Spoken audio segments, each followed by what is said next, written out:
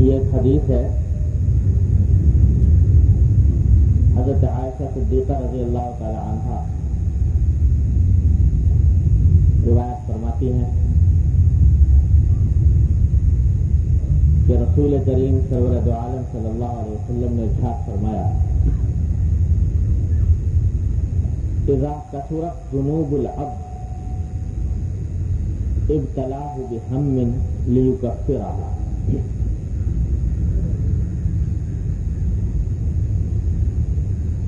ترجمہ حدیث کا یہ ہے کہ حضور اقدس صلی اللہ علیہ وسلم فرماتے ہیں کہ جب کسی بندے کے گناہ زیادہ ہو جاتے ہیں تو اللہ تبارک و تعالی اس کو کسی فکر میں مبتلا کر دیتے ہیں، کسی فکر میں، کسی غم میں، کسی تکلیف میں، کسی پریشانی میں مبتلا فرما دیتے ہیں تاکہ اس نے جو پہلے گناہ کیے ہیں ان تکلیفوں اور غموں کی وجہ سے ان کا کفارہ ہو جائے. پہلے اس مضمون کی ایک حدیث گزر چکی ہے جس پر میں نے ذرا تفصیل سے آپ حضرات کے سامنے بیان کیا تھا کہ جب اللہ تعالیٰ کسی بندے کو پسند فرماتے ہیں، محبت فرماتے ہیں، تو اس کو کسی تکلیف میں مبتلا فرما دیتے ہیں تاکہ اس کے درجات بلند ہوں.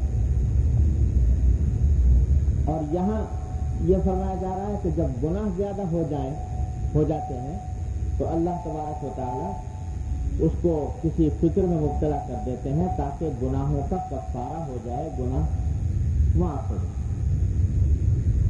اللہ تبارک و تعالیٰ اپنے بندوں پر جتنے مہربان اور جتنے رحمان و رحیم ہیں اس کا ہمارا تصور نہیں کر سکتے. وہ نہیں چاہتے کہ میرا بندہ جب میرے پاس آئے تو مجھے اسے عذاب دینا پڑے. قرآن شریف میں خود فرمایا ما یفعل اللہ بعذابکم ان شکرتم وآمنتم، کہ اللہ تبارک و تعالیٰ تمہیں عذاب دے کر کیا کرے گا اگر تم شکر گزار رہو اور ایمان پر قائم رہو. یہ اللہ تعالیٰ خود فرما رہے ہیں کہ ہمیں تمہیں عذاب دینے کی کیا ضرورت ہے، ہم عذاب دے کر تمہیں کیا کریں گے. تو چاہتے یہ ہے کہ کسی طرح جب میرا بندہ میرے پاس آئے تو پاک صاف ہو کر آئے اور اس کے ذمے ہمارا کوئی حساب گناہ کا باقی نہ. تو اس واسطے اس کو کسی تکلیف میں مبتلا کر دیتے ہیں تاکہ اس کے گناہ معاف ہو جائیں، اور اگر گناہ نہیں ہے تو درجات بلند ہیں. میں نے اپنے شیخ حضرت ڈاکٹر صاحب صلی اللہ تعالیٰ سبحانہ سے ایک روایت سنی، کسی کتاب میں نہیں دیکھی. ظاہر ہے کہ حضرت نے کسی غالباً حضرت حکیم الامت رسول اللہ صلی اللہ علیہ وسلم کے مواعظ میں کہیں پڑھا ہوگا یا سنا ہوگا، تو اس لیے امید ہے کہ مستند ہی ہوگی. اس روایت میں یہ ہے کہ حضور اقدس نبی کریم صلی اللہ علیہ وسلم کی پہلی زوجہ مطہرہ حضرت خدیجہ الکبریٰ رضی اللہ تعالی عنہا، وہ خاتون کہ جن سے آپ نے سب سے پہلے نکاح فرمایا اور تمام ازواج مطہرات میں سب سے زیادہ محبت، تعلق اور سب سے زیادہ فضیلت ان کی بیان کروائی، حضرت خدیجہ الکبریٰ رضی اللہ تعالیٰ عنہا. حالانکہ دونوں کی عمروں میں اتنا تفاوت تھا کہ جب نکاح ہوا تو حضور اقدس صلی اللہ علیہ وسلم کی عمر 25 سال تھی اور خدیجہ رضی اللہ تعالیٰ کی عمر 40 سال تھی. لیکن حضرت عائشہ رضی اللہ تعالیٰ فرماتی ہیں کہ میں کبھی مجھے کسی حضور کی دوسری کسی زوجہ مطہرہ پر مجھے رشک نہیں ہوا، اگر کبھی ہوا تو حضرت خدیجہ کے اوپر، کہ جتنی محبت رسول کریم صلی اللہ علیہ وسلم خدیجہ سے فرماتے تھے اور جتنا تعلق آپ کو تھا اس کی وجہ سے رشک آتا تھا حضرت خدیجہ رضی اللہ تعالیٰ عنہ،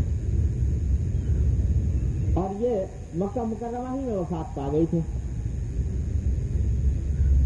تو روایت یہ ہے کہ جس وقت حضرت خدیجہ رضی اللہ تعالیٰ عنہ بیمار ہوئی، وہ بیماری جس میں کہ بالآخر وفات ہوئی، تو سخت تکلیف میں تھی، بیماری کی تکلیف۔ حضور اقدس صلی اللہ علیہ وسلم پاس بیٹھے ہوئے،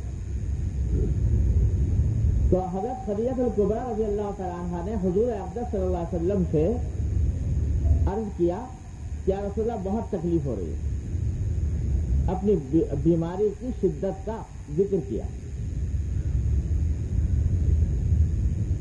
بیماری کی شدت کا ذکر کیا شوہر سے، اللہ کے پیغمبر سے، اور ایسے موقع پر توقع یہ ہوتی ہے کہ جواب کوئی تسلی کا ملے گا، لیکن روایت یہ ہے کہ حضور اقدس صلی اللہ علیہ وسلم نے جواب میں فرمایا کہ تمہیں جو تکلیف ہو رہی ہے یہ جائے گی نہیں اور تم بچو گی نہیں، اسی تکلیف میں تمہارا انتقال ہوگا۔ یہ بات سنا، یہ روایت۔ اب یہ بات جو حضور نے فرمائی کہ تمہیں یہ تکلیف جائے گی نہیں اور انتقال اسی تکلیف میں ہوگا، بچو گی نہیں، یہ آپ کے عام طرز عمل سے کوئی مناسبت نہیں رکھتا یہ جواب، اس واسطے کہ حضور اقدس صلی اللہ علیہ وسلم کا معاملہ تو یہ تھا کہ بڑے بڑے ستم رسیدہ، بڑے بڑے مصیبت زدہ، بڑے بڑے تکلیف میں مبتلا لوگ آتے تو آپ کی بات سے تسلی پاتے، آپ ان کے اوپر، ان کے زخموں پر مرہم رکھتے تھے، آپ ان کو تسلی دیتے تھے، ان کے دل ٹھنڈا کرتے تھے،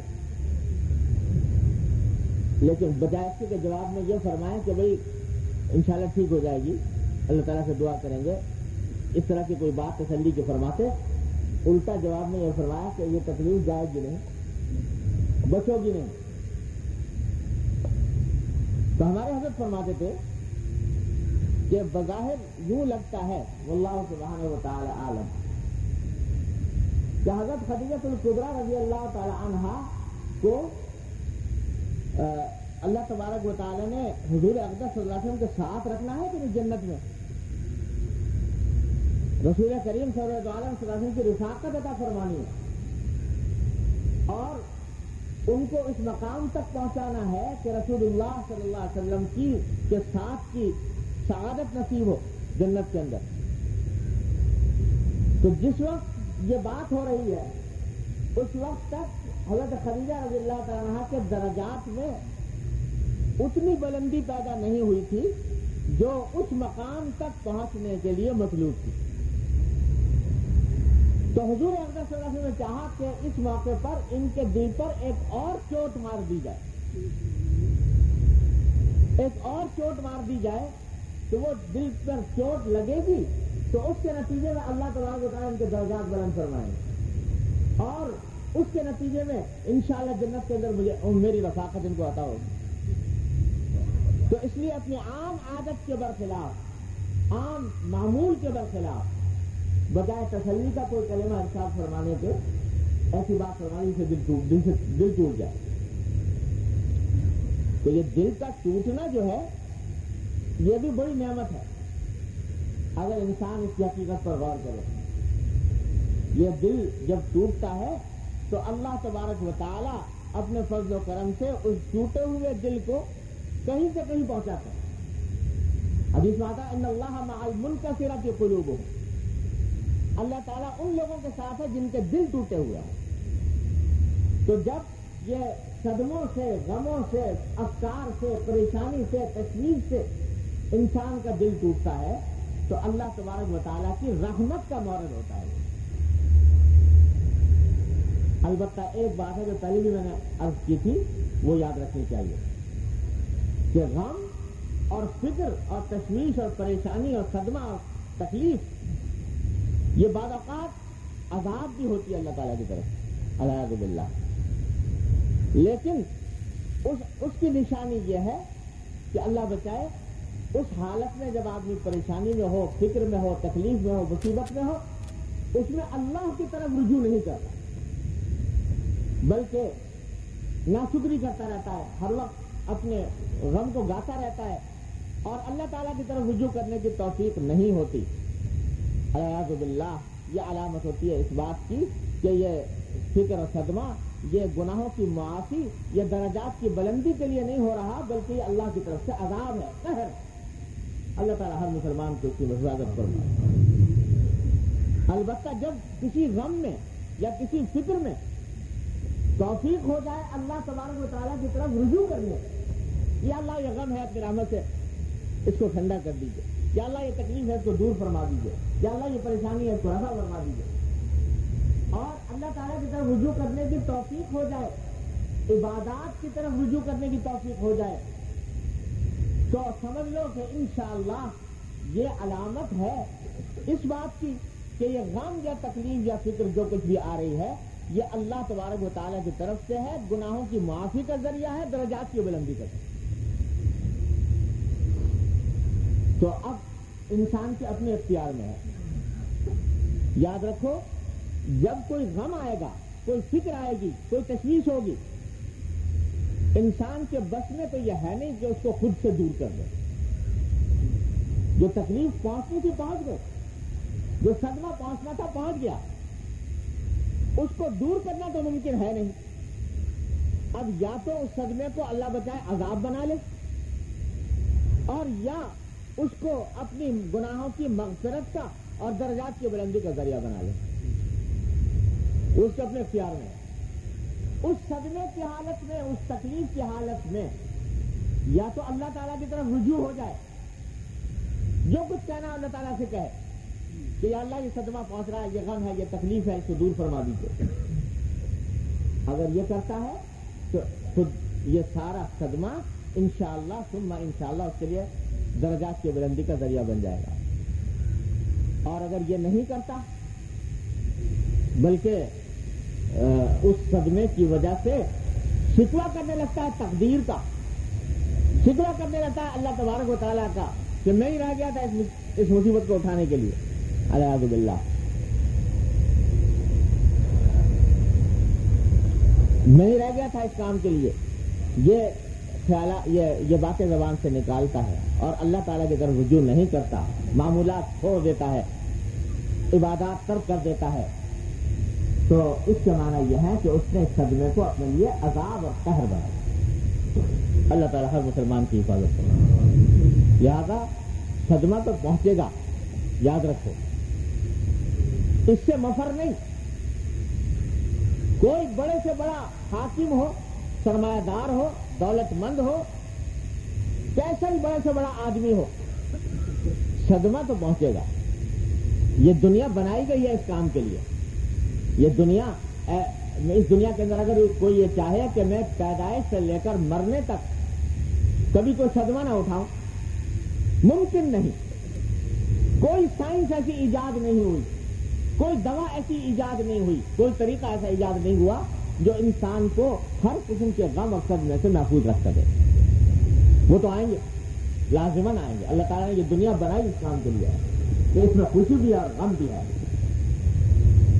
اور صدمہ بھی ہے، تکلیف بھی ہے، راحت بھی ہے، دونوں چیزوں کا یہ مجموعہ اللہ تعالیٰ نے بنایا۔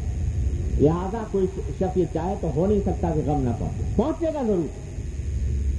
اب تمہارے ہاتھ میں ہے کہ اس غم کو اپنے لیے اگر چاہو تو تو جنت کا راستہ بنا لو اس کے ذریعے، اگر چاہو تو اس کے ذریعے کہیں سے کہیں پہنچ جاؤ۔ اس سے جب تمہارا دل ٹوٹے گا اور ٹوٹے ہوئے دل کے ساتھ جب اللہ جل جلالہ کے حضور حاضر ہوگے اور اپنے دکھ درد کو اللہ تعالیٰ سے کہو گے کہ اللہ یہ دکھ ہے، یہ پریشانی ہے، رب انی مسنی الضر وانت ارحم الراحمین، جیسے ایوب علیہ السلام نے فرمایا کہ اللہ مجھے یہ تکلیف پہنچ گئی ہے، آپ ارحم الراحمین اس کو دور فرما دیجیے۔ اللہ کی طرف رجوع کروگے اور اپنا دل اللہ تعالیٰ کی طرف لے جاؤ گے تو ارے جو صدمہ یا تکلیف تمہارا رشتہ اللہ تعالیٰ کے ساتھ جوڑ دے، تو ہمارے فرمایا کرتے تھے کہ جو چیز انسان کا رشتہ اللہ تبارک و تعالیٰ سے جوڑ دے وہ حقیقت میں دیکھو تو وہ تو عظیم نعمت ہے کہ اس نے تمہیں توفیق دے دی اللہ تبارک و تعالیٰ کے حضور حاضر ہونے کی، ان سے فریاد کرنے کی، ان سے ہم کلام ہونے کی، ان کے دربار میں حاضری دینے کی۔ یہ جب تمہیں یہ توفیق ہو گئی اللہ تبارک و تعالیٰ کی طرف سے، تو سمجھ لو کہ یہ صدمہ تمہارا قبول ہے، اللہ تبارک و تعالیٰ قبول ہے تمہارا انشاءاللہ۔ اور اس سے جو دل ٹوٹا ہے تو یہ دل ٹوٹا ہوا دل یہی اللہ تبارک و تعالیٰ کی تجلیات کا مرکز ہوتا ہے، اللہ تبارک و تعالیٰ کی تجلیات کا مرکز ہوتا ہے ٹوٹا ہوا دل۔ ان اللہ مع المنکسرۃ قلوبہم، اللہ ہمارے حضرت بھی عجیب باتیں فرمایا کرتے۔ حضرت ہمارے شعر بہت اچھا خود بھی کہتے بھی تھے اور شعر کا بڑا نفیس ذوق بھی تھا، تو یہ بات فرماتے ہوئے 2 شعر سنایا کرتے تھے، اور وہ شاعری کے لحاظ سے بڑے عجیب اشعار ہیں۔ یہ جو بات ہے کہی نا کہ جب اللہ تعالیٰ کسی کو صدمہ دے کر اس کا دل توڑتے ہیں تو پھر اللہ تبارک و تعالیٰ کی معرفت کی تجلیات اس کے قلب پر وارد ہوتی ہیں۔ تو شعر سناتے تھے کہ بتانے ماہوش اجڑی ہوئی محفل میں رہتے ہیں، بتانے ماہوش اجڑی ہوئی محفل میں رہتے ہیں، جسے برباد کرتے ہیں اسی کے دل میں رہتے ہیں۔ جس دل کو توڑ دیا صدموں سے، غموں سے، افکار سے، تشویش سے، تکلیف سے، جس دل کو توڑ دیا اسی دل کے اندر پھر خود رہتے ہیں۔ یعنی اللہ تبارک و تعالیٰ کا قرب اس سے حاصل ہوتا ہے، اللہ تعالیٰ کی معرفت میں ترقی ہوتی ہے، اللہ تبارک و تعالیٰ کی رحمتوں کا مورد بنتا ہے۔ وہ جسے برباد کرتے ہیں اسی کے دل میں رہتے ہیں۔ تو اللہ تبارک و تعالیٰ دیکھو انبیاء علیہ السلام کو دیکھو، سارے انبیاء علیہ السلام ان سے زیادہ محبوب مخلوق اس کائنات میں کوئی اور تو نہیں، لیکن کیسے کیسے صدمے، کیسے کیسے غم ڈالے گئے، اور ایسے ڈالے گئے کہ حدیث میں آتا ہے کہ بعض پیغمبروں کی کھالیں قینچی سے چیری گئی، یہاں تک صدمے ڈالے گئے۔ تو یہ صدمے کیوں؟ اپنے پیاروں پر، اپنے محبوبوں پر یہ صدمے کیوں؟ کہ جسے برباد کرتے ہیں اسی کے دل میں رہتے ہیں۔ جب ان کو صدمے پہنچاتے ہیں تو اللہ تبارک و تعالیٰ پھر اپنی معرفت کا بھی مقام عطا فرماتے ہیں، اپنی رحمت کا بھی مورد ان کو بناتے ہیں، ایسے رحمت کا مورد بناتے ہیں کہ پھر حدیث میں آتا ہے کہ جب ان کے اوپر اللہ تبارک و تعالیٰ کے انعامات نازل ہوں گے جنت میں، تو جن لوگوں کو تکلیفیں نہیں پہنچی یا کم پہنچی ہیں وہ تمنا کریں گے کہ کاش ہماری بھی کھالیں قینچیوں سے چیری گئی ہوتی، قینچیوں سے کاٹی گئی ہوتی، جو انعامات ان کو مل رہا ہے وہ ہمیں بھی ملتا ہے۔ تو حقیقت میں ایک تو اجر عظیم، دوسرے یہ تصوف کی بات ہے، طریقت کی بات ہے کہ انسان کے تعلق مع اللہ، جو ساری تصوف و طریقت کا حاصل ہے اللہ تبارک و تعالیٰ کے ساتھ تعلق کا مضبوط ہو جانا، رشتہ جڑ جانا۔ یہ تعلق مع اللہ کے بھی درجات ہیں، کسی کا تعلق کم ہے، کسی کا اس سے زیادہ ہے، کسی کا اس سے زیادہ ہے، کسی کا اس سے زیادہ ہے۔ یہ ایک درجات کا ایک غیر متناہی سلسلہ ہے۔ تو سارے تصوف طریق کا حاصل یہ ہے کہ یہ تعلق جو ہے اللہ تبارک و تعالیٰ کے ساتھ یہ روز بروز بڑھتا چلا جائے، اس میں ترقی ہوتی جائے، درجات میں ترقی ہوتی جائے۔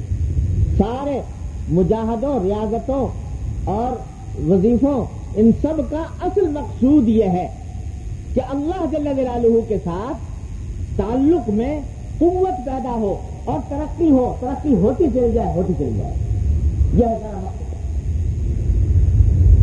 تو ہوتا کیا ہے کہ جب تکلیف پہنچتی ہے یا غم آتا ہے تو اللہ تعالیٰ کی سنت یہ ہے کہ وہ درجات جو انسان کو حاصل نہیں ہے ابھی تک تعلق مع اللہ کے، وہ درجات بڑی تیزی سے طے ہوتے ہیں، انتہائی تیزی سے طے ہوتے ہیں۔ دیکھیے صوفیاء کرام کے حالات پڑھیے تو صوفیاء کرام کے یہاں یہ ملے گا کہ انہوں نے اس تعلق مع اللہ کو مضبوط کرنے کے لیے بڑے زبردست مجاہدے کیے، بڑی ریاضتیں کی، لمبے لمبے سفر کر رہے ہیں، اپنے نفس کو مٹا رہے ہیں، شیخ کے سامنے جا کر اپنے آپ کو پامال کر رہے ہیں، مہینوں سالوں شیخ کے آگے رگڑے کھانے کے بعد کہیں کوئی مقام حاصل ہوا کرتا تھا۔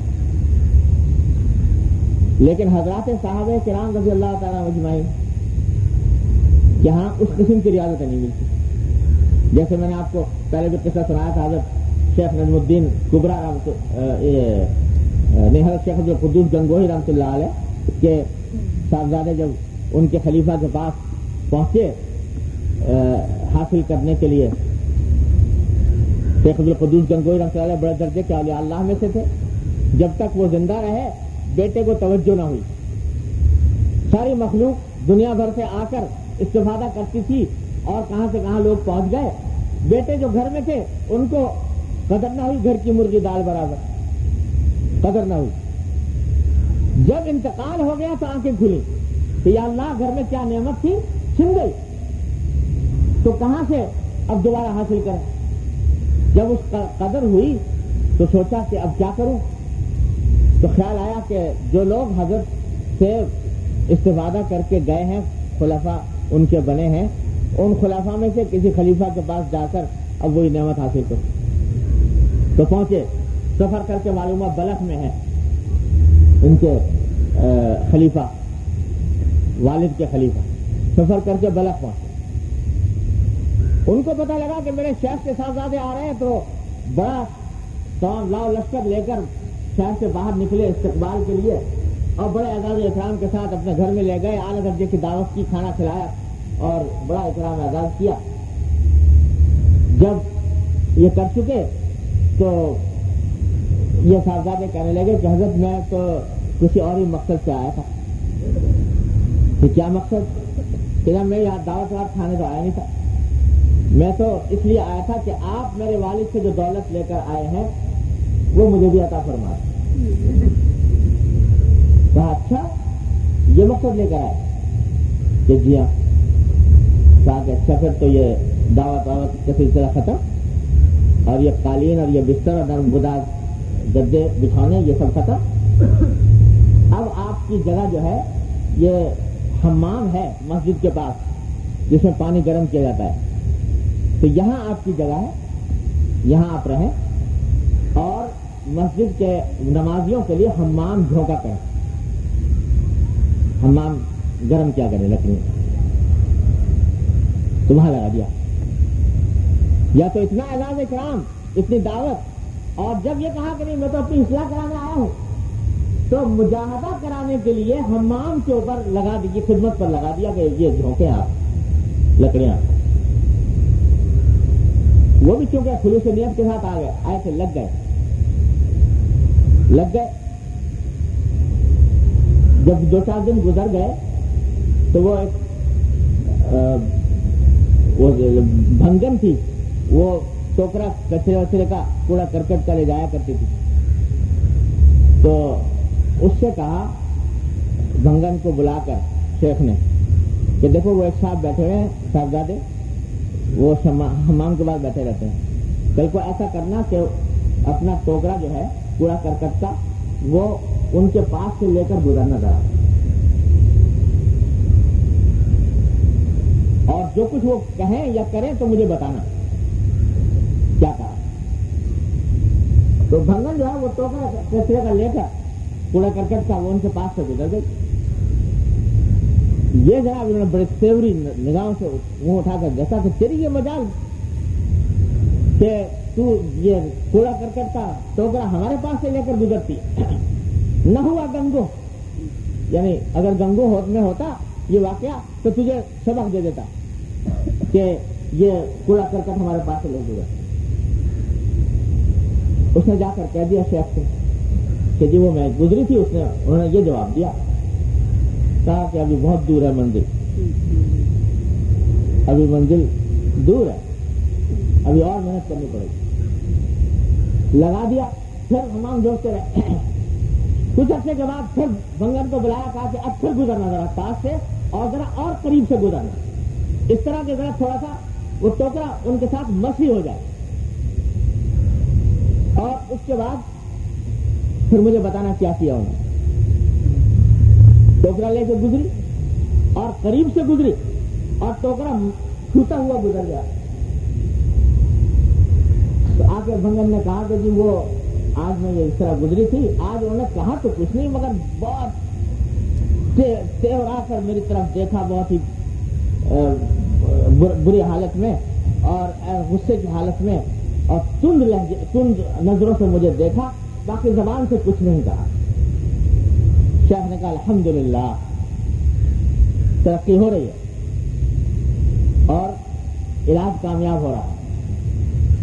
کچھ عرصے کے بعد پھر بلا کر کہا تو دیکھو ایسا کرنا کہ اب کے پاس سے گزرنا اور وہ ٹوکرے میں جو کوڑا پڑا ہوا ہے پھر اس طرح کرنا کہ وہاں سے تمہارا پاؤں وہاں پھسل جائے اور اس سے کوڑا تھوڑا سا گری جائے ان کے اوپر۔ تو تیسری مرتبہ گزری تو وہ اس نے جان بوجھ کر اپنا پاؤں پھسلوا دیا، تو وہ ٹوکرا سنبھل نہیں پایا، اس میں سے کوڑا کرکٹ جو ہے وہ تھوڑا سا نکل کے صاحبزادے کے اوپر گر گیا۔ اب کے بھنگن نے آ کے یہ کہا کہ جب کہ تو عجیب معاملہ ہوا کہ جب کوڑا ان کے اوپر گرا تو انہوں نے اپنی تو فکر کچھ کی نہیں کہ میرے اوپر کوڑا گرا ہے، الٹا مجھ سے پوچھنے لگے کہ تمہاری چوٹ تو نہیں لگی، تمہارا پاؤں پھسلا ہے، کوئی چوٹ تو نہیں لگی؟ تو شیخ سن کر مسرور ہوئے اور فرمایا کہ الحمدللہ وہ صاحبزادگی کا جو خناس تھا دماغ میں الحمدللہ وہ نکل گیا، اور جو مقصد تھا اس مجاہدے کا الحمدللہ وہ پورا ہو گیا۔ پھر وہ ڈیوٹی ہٹا دی، اب کہا کہ ہمارے ساتھ چلا کر شکار کھیلنے کے لیے جاتے تھے شیخ، تو کتے شکاری کتے ہوتے تھے، اپنے کتے کی شکاری کتے کی جو رسی ہے وہ ان کے ہاتھ میں پکڑا دی کہ بس آپ کی ڈیوٹی یہ ہمارے ساتھ چلے اور اس کو تھامے رہے۔ اسی حالت میں ایک مرتبہ یہ ہوا کہ کتا کسی شکار کے اوپر جھپٹا تو بہت تیزی سے جھپٹا، ان سے قابو میں نہیں رہا، کیونکہ شیخ نے حکم دیا تھا کہ رسی مت چھوڑنا، لہذا رسی کو چھوڑا نہیں اور کتا تیز بھاگتا چلا گیا، زمین میں لوٹ کے چلے گئے کافی دیر۔ رات کو شیخ جب سوئے تو خواب میں زیارت ہوئی اپنے شیخ حضرت شیخ عبدالقدوس گنگوئی رحمۃ اللہ علیہ۔ خواب میں شیخ نے فرمایا کہ جب تم ہمارے یہاں آئے تھے تو ہم نے تم سے اتنی تو مشقت نہیں لی تھی، یہ جملہ فرمایا۔ تو صبح کو بیدار ہونے کے بعد بلا کر سینے سے لگایا اور کہا کہ الحمدللہ جو نعمت تمہارے والد کی امانت میرے پاس تھی وہ میں تم کو دے دی، وہ امانت اس طرح لے کر تشریف لا۔ یہ ایک واقعہ ہے، ایک بزرگ کا ایک واقعہ ہے۔ کی ساری زندگی ان مجاہدے اور ریاضتوں سے بھری پڑی ہے، اس لیے تاکہ دل سے تکبر کا بت نکلے، بت ٹوٹے، تاکہ صنائیت پیدا ہو، تاکہ اللہ تعالیٰ کے ساتھ تعلق استوار ہو، تاکہ اخلاص پیدا ہو۔ یہ سارا مقصود، یہ جان بوجھ کر یہ مجاہدات کیے جا رہے ہیں۔ حضرات صحابہ کرام رضی اللہ تعالیٰ اجمعین کی سیرتیں دیکھیں تو وہاں ایسا نہیں تھا کہ جان بوجھ کر کسی کو حمام پہ بٹھا دیا گیا۔ حضور اقدس صلی اللہ علیہ وسلم نے کسی کو ریاضت مجاہدے کرانے کے لیے حمام پہ بٹھا دیا یا ایسی مشقت نہ، جان بوجھ کر اختیاری طور پر ایسا مجاہدہ کرایا ہو، اس کی مثال صحابہ کرام کی زندگیوں میں نہیں ملتی۔ وہاں کیا تھا؟ وہاں یہی اضطراری مجاہدہ کہ طبیعت کے خلاف واقعات پیش آ رہے ہیں، خود بخود کفار مکہ ظلم و ستم ڈھا رہے ہیں، کسی کو تپتی ہوئی ریت پر لٹایا جا رہا ہے, کسی کے سینے پر پتھر کی سل رکھی جا رہی ہے, کسی کو وطن چھوڑنے پر مجبور کیا جا رہا ہے, کسی کا خاندان جہاد کے اندر شہید ہو رہا ہے. یہ صدمات مسلسل متواتر پہنچائے جا رہے ہیں صحابہ کرام, جان بوجھ کر کوئی نہیں, لیکن خود غیر اختیاری طور پر صدمات آ رہے ہیں. تو مجاہدہ ان کا ہو رہا تھا اضطراری طور, اور وہ بھی دین کے راستے میں, اللہ کے راستے میں, جہاد میں, جہاد میں یہ اور دین کا کلمہ بلند کرنے کے راستے میں یہ مشقتیں پیش آ رہی تھی. لہذا اتنی تیز رفتار ترقی ان کے درجات میں ہوئی کہ ان کے بعد کسی انسان کے لیے ممکن نہیں ہے کہ وہ ان کی گرج کو بھی پہنچ سکے. صحابہ کرام اس واسطے ہمارے حضرات فرماتے ہیں, حضرت حکیم الامت صلی اللہ تعالیٰ سرہ نے بہت مقامات پر فرمایا کہ مجاہدہ اختیاری کے مقابلے میں مجاہدہ اضطراری, یعنی یہ خود بخود جو صدمے تکلیفیں آ جاتی ہیں, ان کے ذریعے ترقی درجات کی بہت زیادہ ہوتی ہے, بہت تیزی سے ہوتی ہے, تیز رفتاری سے ہوتی ہے, تیز رفتاری سے ہوتی ہے. جو آدمی اختیاری مجاہدے میں کتنے رفتار ترقی نہیں ہوتی جتنی اس میں ہوتی ہے. تو وہ ہمارے حضرت میں کہا کہ حضرت شعر سنایا کرتے تھے دوسرا کسی موضوع کا, وہ بھی بڑا عجیب شعر. حضرت فرماتے تھے کہ یہ کہہ کے کاسا صاحب نے پیالہ پٹک دیا. کاسا صاحب جس نے جو پیالہ بنانے والا ہوتا ہے, پیالہ خود بنایا اور بنانے کے بعد اس کو پٹک کے توڑ دیا. یہ کہہ کے کاسا صاحب نے پیالہ پٹک دیا, اب اور کچھ بنائیں گے اس کو بگاڑ کے. یہ پہلے خود بنایا پیالہ اور پھر توڑا, اور توڑ کر کہا کہ اب اس کو کچھ اور بنائیں, اور کچھ بنائیں گے اس کو بگاڑ کے. تو فرمایا کہ یہ دل جو ہے یہ انہوں نے ہی بنایا, اس میں خواہشات انہوں نے ہی پیدا کی, اس میں فرمائشیں انہوں نے ہی پیدا کی کہ انسان کے دل میں خواہشیں پیدا کی, یہ ملے, یہ ملے, یہ ملے, یہ ملے, یہ لذت آئے, یہ مزہ آئے, یہ نفع حاصل ہو.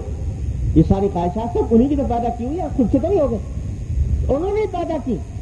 اور پھر کہا کچھ لو ان کو, اور ان کو توڑا.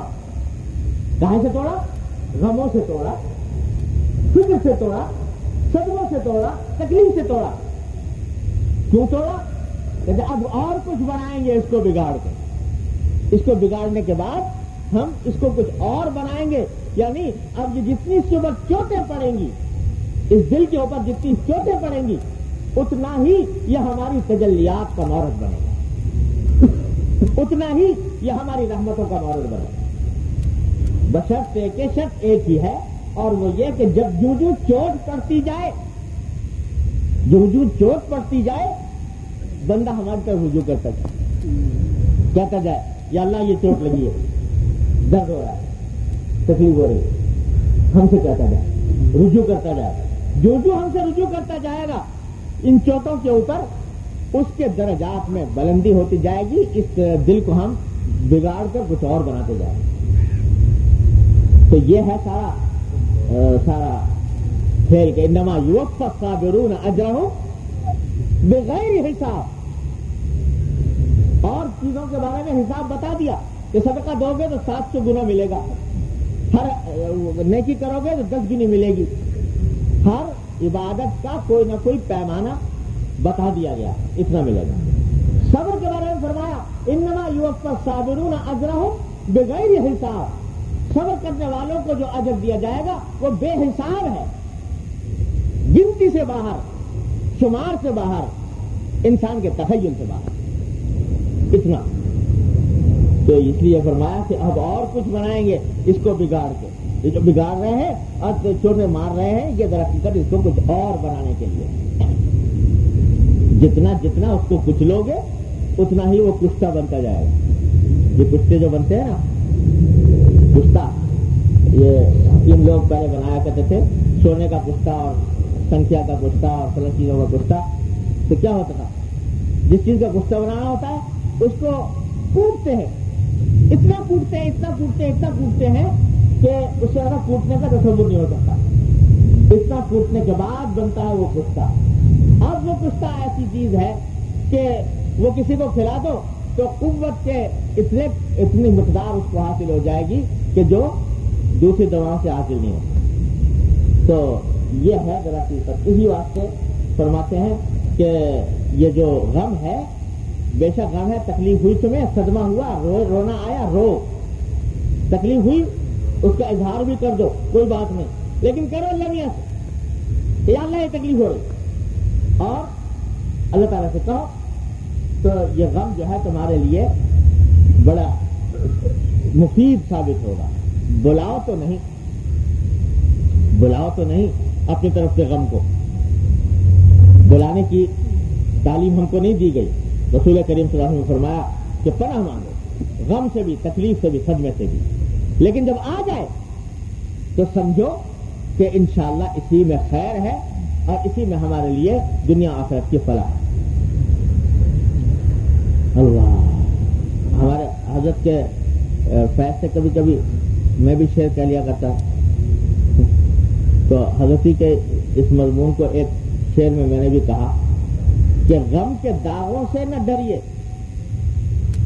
غم کے داغوں سے نہ ڈریے، ان سے پھوٹے گی بہار.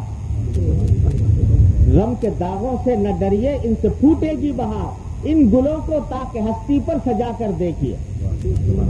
جب اللہ تبارک و تعالیٰ اپنے مشیت کے تحت کوئی غم دے دے تو اس غم کو سے ڈرو مت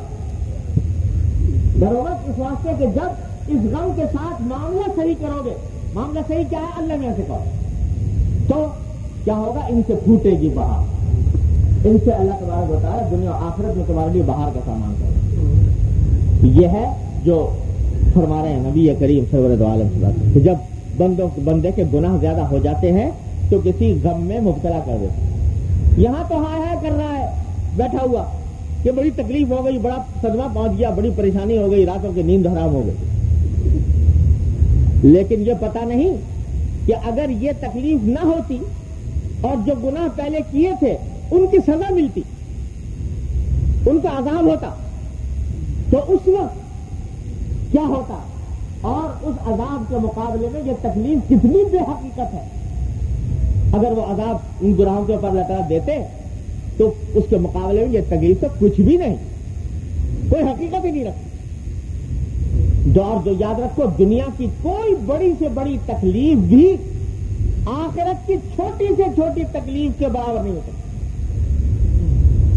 آخرت کی چھوٹی سے چھوٹی تکلیف، سب سے کم عذاب کس کو ہوگا؟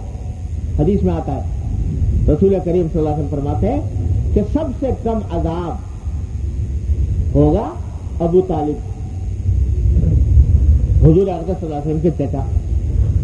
اس واسطے کہ ساری عمر حضور اقدس صلی اللہ علیہ وسلم کی حمایت کی، مدد کی، آپ کو سپورٹ کیا بڑی قوت کے ساتھ، لیکن ایمان کی توفیق نہ ہوئی آخر وقت تک. تو حدیث میں آتا ہے کہ سب سے کم ترین عذاب ان کو ہوگا، اور وہ کیا ہوگا کہ پاؤں میں آگ کے جوتے پہنائے جائیں گے. پاؤں میں آگ کے جوتے پہنائے جائیں گے جس سے کہ دماغ ابل رہا ہوگا اس کی گرمی. یہ کم ترین تکلیف ہے، سب سے ہلکی. بتاؤ دنیا کی بڑی سے بڑی کوئی تکلیف اس کا مقابلہ کر سکتی؟ تو کتنا ہی بڑا غم آ جائے، پہاڑ ٹوٹ پڑے صدمے کا، لیکن آخرت کی چھوٹی سے چھوٹی تکلیف کے برابر نہیں ہو سکتا. لہذا اگر یہ نہ ہوتا، اس کے بدلے میں آخرت میں سزا ملتی، تو بتاؤ کیا حال ہوتا. اللہ تعالیٰ کی رحمت ہے کہ دنیا میں حساب صاف کر رہے ہیں، دنیا ہی میں حساب چکا رہے ہیں. اس واسطے اس سے ڈرنے کے بجائے ہاں یہ کام کرو کہ اللہ تعالیٰ سے اس کی طرف رجوع کرو. یا اللہ یہ غم دور فرما دیجئے، یہ صدمہ دور فرما دیجئے، یہ تکلیف دور فرما دیجئے. ان کی طرف رجوع کرتے رہو. اور جتنا رجوع کرو گے، وہ کہتے ہیں کہ ایک تو غم کی تکلیف تمہیں، غم کا تکلیف جو پہنچی اس کا اجر، اوپر سے ہم سے رجوع کرو گے، دعا کرو گے، اس دعا کا اجر الگ، اس کا اجر و ثواب الگ. اور اس طرح اجر و ثواب کے اندر اضافہ ہی ہوتا چلا جائے گا. جب اللہ تعالیٰ کی رضا کا. اللہ تبارک و تعالیٰ ہم سب کو اس حقیقت کو سمجھنے کی توفیق عطا فرمائے اور عمل کی توفیق عطا فرمائے، کیونکہ کوئی دنیا کے اندر انسان ایسا نہیں ہے جس کو کبھی نہ کبھی واسطہ نہ پیش آتا ہو غم سے، تکلیف سے، صدمے سے. راہ عمل بتا دی رسول اللہ صلی اللہ علیہ وسلم نے کہ اس غم کو اپنے لیے رحمت بنا لو، اللہ تعالیٰ کی طرف رجوع کر.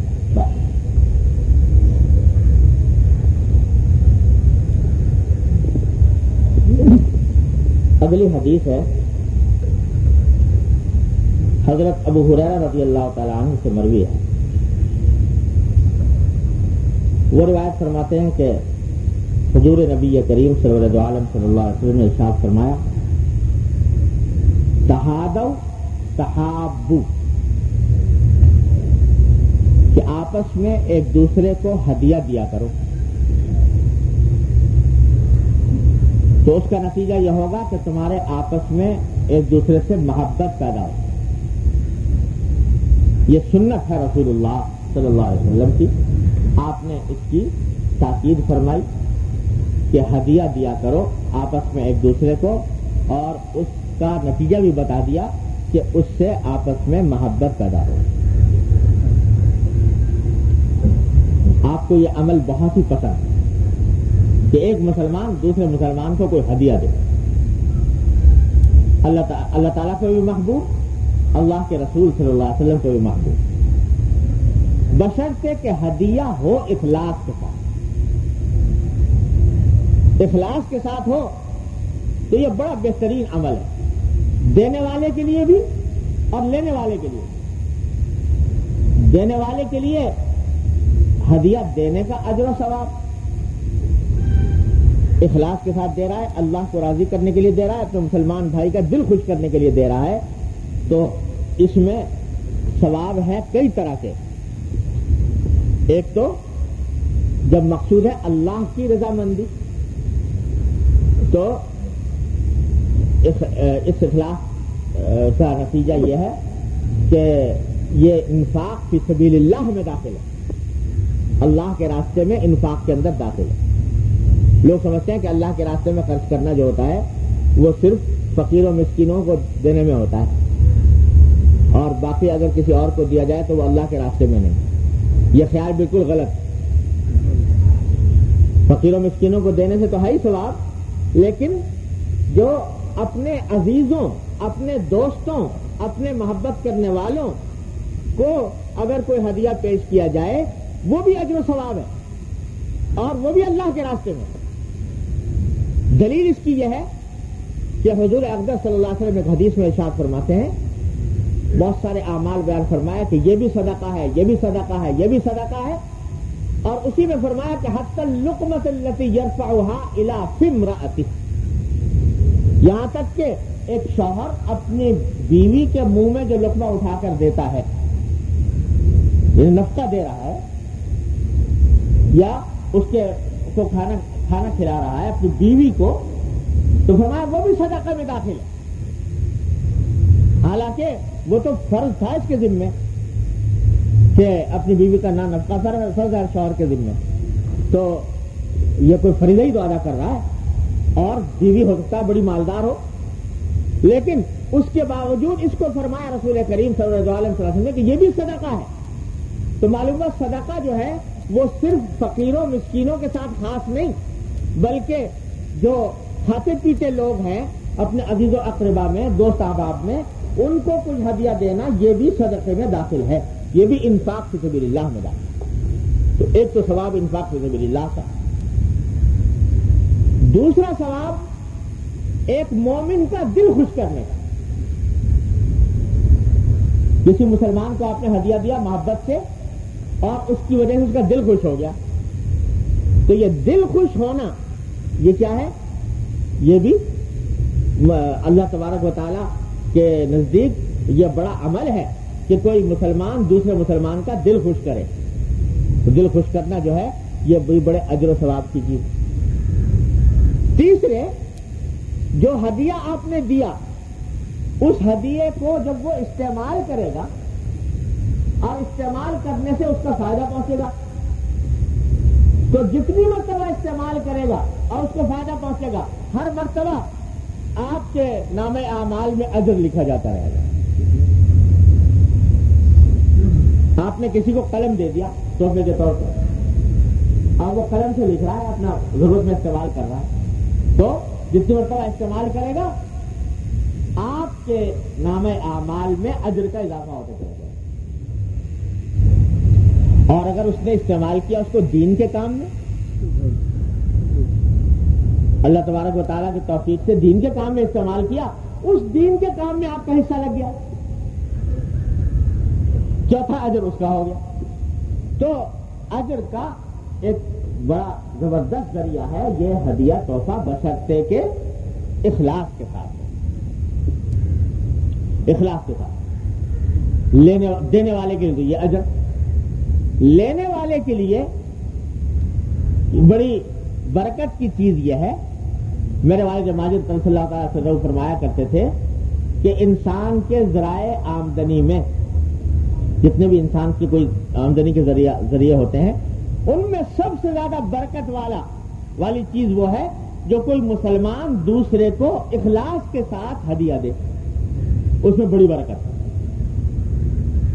خود جو تم اگر کوئی چیز کما رہے ہو کہیں سے، تو خدا جانے اس میں کیسے شواہد وغیرہ شامل ہو جائیں، لیکن ایک مسلمان نے اپنی حلال کمائی سے محبت کے ساتھ، اخلاص کے ساتھ اللہ کو راضی کرنے کے لیے آپ کو تحفہ دیا، تو یہ بڑی برکت کی چیز ہے، اور خود لینے والے کے لیے باعث برکت۔ تو اس واسطے ہمارے حضرت والد صاحب کا سزا فرماتے تھے کہ بھائی یہ بڑے ہدیہ جو ہے وہ کسی مسلمان کا بلا وجہ رد نہیں کرنا چاہیے، کیونکہ یہ بڑی برکت کی چیز ہے۔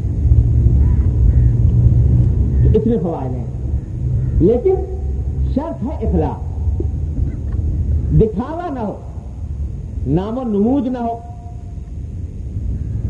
اور بدلے کا تصور نہ ہو کہ ہم اس کو دے رہے ہیں یا ہمارے بدلے میں ہمیں اس سے زیادہ دے گا، یا نام و نمود دکھاوا، کوئی فلاں نے بڑی شاندار چیز دی، یہ دکھاوا مقصود نہ ہو، اخلاص ہو، محبت ہو، اور اللہ کے لیے دیا جا رہا ہے، جس کی دلیل یہ ہے، یعنی اخلاص کی دلیل، کہ اگر آپ کے اس ہدیہ دینے کا پتہ کسی کو چلے ہی نہیں کہ آپ نے یہ ہدیہ دیا، تو آپ اس پر مطمئن ہیں کہ بھائی میں تو جس کو دینا تھا اس کو دے دیا، دوسرے کو پتہ چلے یا نہ چلے۔ اگر دل لگا ہوا اس بات کا کہ یہ ساری دنیا کو معلوم ہونا چاہیے کہ میں نے یہ ہدیہ دیا، تو اس کے معنی یہ ہے کہ آپ وہ دے رہے ہیں دکھاوے کے لیے، نام و نمود کے لیے۔ اور تیسری بات یہ ہے کہ آپ ہدیہ دیں اور دوسرا جو ہے کبھی پلٹ کے جواب ہی نہ دے، ساری عمر آپ دیتے رہے، یک طرفہ کارروائی ہوتی رہے، اور دوسری طرف سے کبھی کوئی اس کا جواب نہ ملے، تو آپ کا دل میلا نہ ہو، یعنی آپ کو شکایت نہ ہو کہ بھئی ہم نے تو اتنے ہدیے دیے، اس نے کوئی نہیں دیا۔ تو یہ شکایت نہ ہونا اس بات کی علامت ہے کہ اخلاص کے ساتھ دے رہے، اور اگر شکایت ہوئی کہ دیکھو جی ہم نے تو اتنے ہدیے دیے تھے اور اس نے جواب میں ہمارا کچھ بھی نہ دیا، یہ اپنی جگہ سے چلا ہی نہیں، تو یہ خیال اگر دل میں پیدا ہوا تو معلوم ہوا کہ نیت بدلے کی، وہ پھر اللہ بچائے بے حقیقت چیز ہے، بلکہ گناہ ہے، بدلے کی نیت سے ہدیہ دینا اور نام و نمود دکھاوے کی غرض سے دینا۔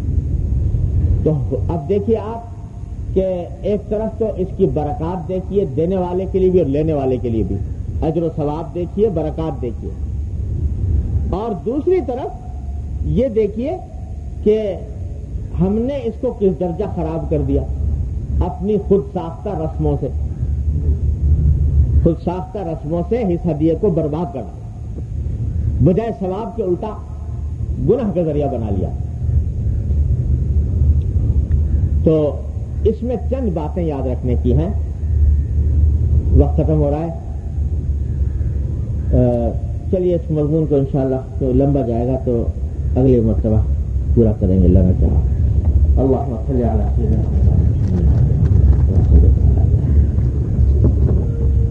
اللهم صل على سيدنا ربنا ظلمنا انفسنا وان لم تغفر لنا وترحمنا لنكونن من الخاسرين. ربنا ظلمنا انفسنا وان لم تغفر لنا وترحمنا لنكونن من الخاسرين. ربنا آتنا في الدنيا حسنة وفي الآخرة حسنة وقنا عذاب النار. ربنا آتنا في الدنيا حسنة وفي الآخرة حسنة وقنا عذاب النار.